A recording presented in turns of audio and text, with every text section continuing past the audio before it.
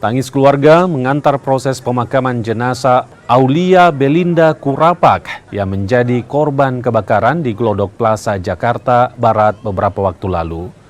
Keluarga tak kuasa menahan kesedihan atas kepergian Aulia Belinda Kurapak yang dikenal ramah, periang, cerdas, dan suka menolong. Aulia Belinda Kurapak salah satu dari sekian korban kebakaran di Glodok Plaza, Jakarta Barat. Ibu korban menjelaskan jika dirinya bersyukur tim Inafis Mabes Polri bisa dengan cepat mengidentifikasi jasad korban sehingga bisa dipulangkan dan dimakamkan di kampung halamannya di Sangala, Tanah Toraja. Ada teman SMP-nya katakan Aulia, teman pramugarinya menyebutnya dengan Belin. Ya, mereka semua mengungkapkan bahwa dia ini sosok yang ramah,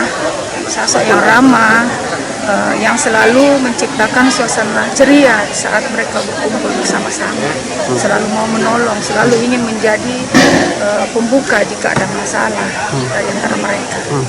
Kalau terakhir komunikasi dengan keluarga Aulia ini, terakhir komunikasi kapan? Saya terakhir komunikasi anak saya saat hari Rabu pagi, dia WA saya, "Ibu, jangan lupa kirim kacamata itu." Saya cuma jawab singkat, "Iya." Tapi kan saya tidak sempat mengirim. Malam jam 7 malam waktu Makassar, saya sempat WA kembali. "Ibu lupa kirim ya, nanti."